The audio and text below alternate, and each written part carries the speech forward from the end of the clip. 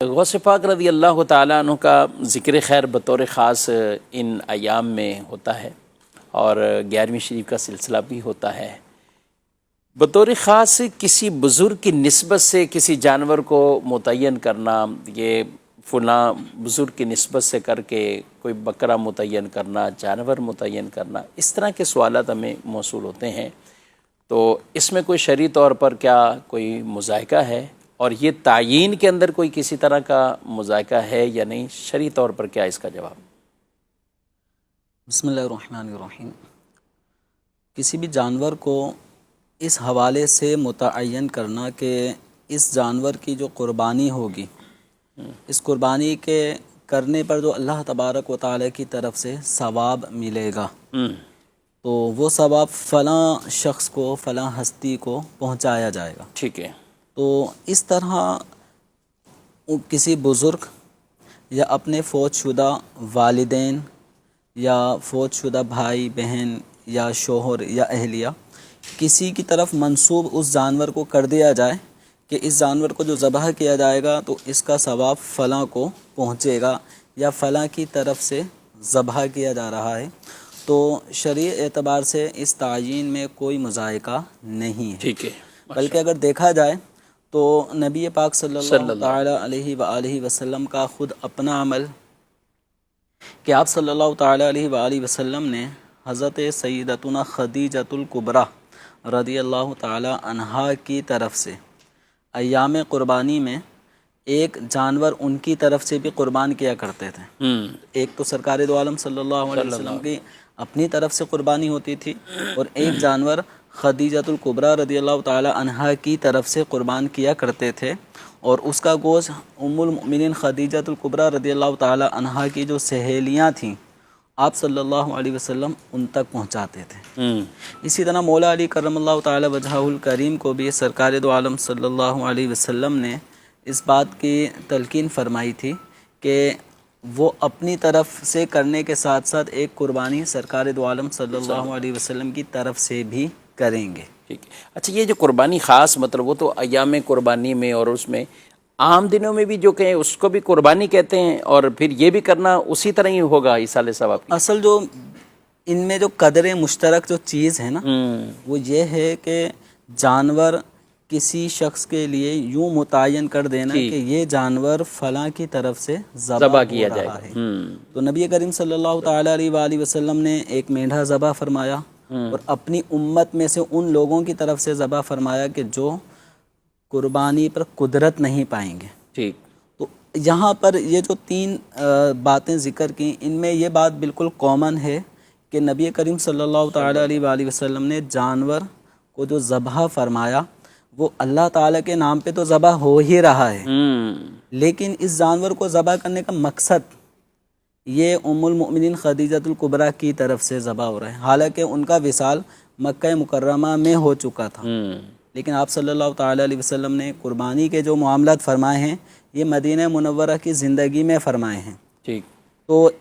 اب یہ جو چیزیں ہیں یہ اس بات کی واضح علامت ہے کہ کسی بھی جانور کی قربانی کا جو مقصد ہے کہ یہ جانور فلاں کی طرف سے قربان ہو رہا ہے، تو اس نسبت کرنے میں کسی قسم کا کوئی مذائقہ نہیں ہے۔ تو جب کوئی مذائقہ نہیں ہے تو اب آ جائیں ہمارے دور کے اندر، بلکہ صرف اسی دور کا نہیں ہے، یہ اگر پیچھے جائیں صدیوں تو علماء اس بات کو اپنی کتابوں میں بیان کر آئے ہیں کہ جو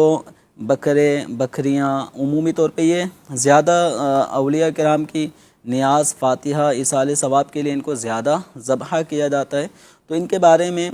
واضح طور پر یہ بات لکھی ہے ملا جیون رحمۃ اللہ تعالی علیہ نے تفسیرات احمدیہ کے اندر، جہاں یہ آیت کریمہ وما اہل بہ لغیر اللہ اس طرح کی آیات کی تفسیر میں آپ نے یہ بات لکھی ہے کہ اولیاء کرام کے ایصال ثواب کے لیے جو جانور خرید لیے جاتے ہیں، اور ان جانور کا مقصد یہ ہے کہ ان کو ہم ذبح کریں گے، ذبح کرنے کے بعد اس کا جو ثواب ہوگا اس کا ثواب ہم اولیاء کرام کی بارگاہ میں پہنچائیں گے۔ تو اب یہ جو گوشت ہوگا یہ مسلمان کھا لیں گے، ان کو کھلا دیا جائے گا، تو اس عمل کو فرمایا گیا کہ اس میں کوئی خلاف شرع بات نہیں ہے، اور یہ اس آیت کریمہ کے تحت شامل داخل ہوتا ہی نہیں ہے جس آیت کریمہ کو لے کر عوام الناس میں ایک انتشار، اس کا غلط مفہوم بیان کر کے ایک انتشار پھیلایا جاتا ہے، یہ وما اہل بہ لغیر اللہ، اسی طرح وما اہل لغیر اللہ بہ۔ تو یہ 4 مقامات پہ یہ آیت کریمہ موجود ہے، مختلف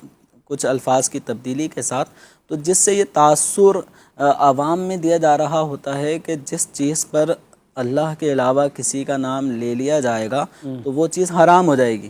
اب چونکہ آپ نے اس بکرے کو جب خریدا تو کسی نے پوچھا کیوں لے کر آئے، آپ نے کہا غوث پاک رضی اللہ تعالیٰ عنہ کے نیاز کے لیے لایا ہوں، تو یہ غوث پاک کا بکرا ہے۔ اسی طرح کسی اور مقام پہ کچھ کھانا تیار کیا، آج کھانے کے دیگ کس لیے ہے، تو بھئی یہ خواجہ غریب نواز رحمۃ اللہ علیہ کے نیاز کی دیگ ہے۔ تو چونکہ اب آپ نے اس چیز پہ غیر اللہ کا نام لے لیا، اور جس چیز پر بھی غیر اللہ کا نام آ جائے وہ حرام ہو جاتی ہے، تو اس طرح عوام کو یہ مس گائیڈ کیا جا رہا ہوتا ہے، حالت کہ اس آیت کریمہ کی جملہ تفاسیر کو اگر کوئی دیکھ لے تو ان تفاسیر میں واضح طور پر وما اہل بہ لغیر اللہ کا یہ مفہوم بیان کیا گیا ہے کہ جس جانور کو وقت ذبح، عند الذبح، وقت الذبح، اس طرح کے الفاظ واضح طور پہ مفسرین نے لکھے ہیں کہ جس جانور کو وقت ذبح اللہ کے علاوہ کسی اور کے نام پر ذبح کیا گیا ہو، وقت ذبح کسی غیر اللہ کا نام پکارا گیا ہو، تو اب اس کو اس غیر اللہ کے نام کو پکار کے چھری پھیری گئی ہو تو وہ جانور حرام ہے، وہ جانور۔ اب ہم جو قربانی کے لیے جانور لے کر آتے ہیں بالکل متعین ہوتا ہے کہ یہ جو گائے ہے، یہ جو بڑا جانور ہے، یہ جو اونٹ ہے، یہ ان 7 افراد کا ہے، بالکل تعین ہوتی ہے۔ یہ جو بکرا ہے، ہو چھوٹا بکرا ہے، کہا جاتا ہے یہ ابو کی طرف سے، یہ اس کا، یہ اس کا، یہ تعین ہوتی ہے، اور ابو بھی خوش ہو رہے ہوتے ہیں یہ میرے طرف سے قربان ہونے والا بکرا ہے۔ تو گویا کہ ہر آدمی جس کی طرف سے قربانی ہو رہی ہے اس جانور کو اپنی طرف منسوب کر رہا ہے، لیکن وقت ذبح نہ وہ اپنے ابو کا نام لیتا ہے مرحوم، نہ غوث پاک کا نام لے گا۔ جب 11ویں شریف میں جو بکرا ذبح ہوگا تو اس ذبح کے وقت آپ کسی بھی ذبح کرنے والے سے نہیں سنیں گے کہ وہ کہے بسم عبد القادر جیلانی، وہ یہی کہے گا بسم اللہ اللہ اکبر۔ تو جو حرمت ہے جانوروں کے حرام ہونے میں وہ اس وقت ہے کہ وقت ذبح اللہ کے علاوہ کسی کا نام لیا جائے تو وہ جانور حرام ہو جائے گا، اگرچہ کوئی وقت ذبح حضور کے نام پہ جانور ذبح کر دے گا صلی اللہ علیہ وسلم تب بھی وہ جانور حرام ہوگا۔ اور ایسا میں سمجھتا ہوں کوئی جاہل سے جاہل آدمی بھی نہیں کرے گا، ایسا بالکل بھی نہیں کرے گا، کیونکہ بالکل واضح ہے کہ جانور حرام ہو جائے گا، اور اتنی اللہ تبارک و تعالی نے ہر مسلمان کو سمجھ دی ہے کہ وقت ذبح اللہ تعالی ہی کا نام لیا جاتا ہے۔ حالانکہ اگر جب جانور ذبح ہو رہا ہوتا ہے نا، اس موقع پہ ذبح کرنے والا تو ایک ہی شخص ہے جس نے چھری پھینی ہے، بالکل آپ دیکھتے ہیں بسم اللہ اللہ اکبر کی آوازیں اطراف میں جو کھڑے لوگ ہوتے ہیں وہ بھی ان کی زبان پہ بھی یہ لفظ آ رہا ہوتا ہے۔ تو اس حوالے سے بزرگان دین کے ایصال ثواب کے لیے جو جانور، چاہے وہ بڑا جانور ہو یا چھوٹا جانور ہو، اگر اس کو ذبح کیا جا رہا ہے تو وہ اللہ تعالیٰ کے نام پہ ہی ذبح ہوگا۔ ذبح ہونے کے بعد اب لازمی بات ہے اس کا جو گوشت ہوگا یا تو وہ تقسیم کیا جائے گا یا اس کا کچھ نہ کچھ کھانے کا اہتمام اس کے ذریعے کیا جائے گا۔ تو اب اس پر جو مسلمان جن کو گوشت پہنچا، جن کو کھانا پہنچا، تو یہ جو نیک اعمال ہوئے، تو کسی کو کھانا کھلانا بھی ثواب ہے، تو اب یہ جو نیک اعمال ہوئے ان پر جو ثواب پہنچے گا، اب یہ اس شخص کی نیت یہ ہے کہ یہ ثواب میں اپنے پیران پیر غوث اعظم رضی اللہ تعالیٰ عنہ کو پہنچانا چاہتا ہوں، تو ایصال ثواب حق ہے۔ بالکل اللہ تعالیٰ کے نام پر جو جانور ذبح کیا گیا وہ حلال ہے، ذبح ہونے سے پہلے، ذبح ہونے کے بعد اس پر کسی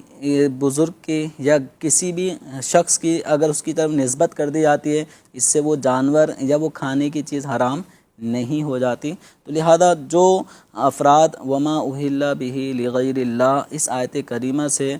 بزرگان دین کے ایصال ثواب کے لیے ذبح کیے جانے والے جانوروں کے حرام ہونے پر استدلال کرتے ہیں، ان کا یہ استدلال قطعاً غلط ہے۔ مفسرین نے واضح طور پہ اس آیت کریمہ کو ذبح کے وقت اللہ تعالیٰ کے علاوہ کسی اور کے نام لینے کے ساتھ مقید کیا ہے، تو اسی وقت وہ حرام، یعنی کہ عام کسی طور پر بھی کسی کی طرف نسبت نہیں ہو سکتی، ورنہ تو شفیق صاحب قرآن پاک میں وَأَنَّ الْمَسَاجِدَ لِلَّهِ، مسجدیں سب اللہ کی ہیں، بالکل. تو اللہ کی جب مسجدیں ہیں لیکن ہم مسجدوں میں نام دیکھتے ہیں، مسجد صدیق اکبر، مسجد اقصی، مسجد نبوی، مسجد غوث اعظم. تو اب یہ جو مسجد اللہ کا گھر ہے، لیکن ان مساجد میں آگے کسی صحابیہ جیسے مسجد عائشہ ہو گیا، مسجد فاطمہ، مسجد علی، لوگ اپنے مرحوم والدین کے نام پہ والدین کے نام پر بھی مسجد بنا کر اپنے والدین کی طرف منسوب کر دیتے ہیں. تو وجہ کیا ہوتی ہے؟ مسجد اللہ کی ہیں، مسجدوں میں اللہ ہی کی عبادت ہوگی، لیکن جو مسجد کے ساتھ جو نام آیا، نام غیر اللہ کا ہے. کوئی مسجد ہوتے ہیں جن کا نام ہوتا ہے اللہ والی مسجد، کچھ ایسے ہوتے ہیں. تو وہ تو اللہ کی مسجدیں، نام بھی اللہ کا ہی ہے مسجد پہ. لیکن اکثر و بیشتر مساجد کے ساتھ کوئی نہ کوئی نام ہوتا ہے، اور وہ نام کا مقصد یہی ہوتا ہے کہ جس نے بھی مسجد بنائی ہوتی ہے اس کی چاہت ہوتی ہے کہ میں اس مسجد کو جو میں نے بنایا ہے اس کا ثواب بالخصوص فلاں ہستی کو پہنچے. تو جس طرح مساجد اللہ کی ہیں، نام مسجدوں پر اللہ کے پیاروں کا آتا ہے، وہ مسجدیں بنانا ناجائز نہیں ہوتا. تو اسی طریقے سے جو جانور ہم خریدیں گے، وقت ذبح نام اللہ کا لیا جا رہا ہے، اور اس کو ذبح ہونے کے بعد اصالِ ثواب کے طور پہ نام اگر کسی بزرگ کا آ جاتا ہے تو یہ جانور بھی حرام نہیں.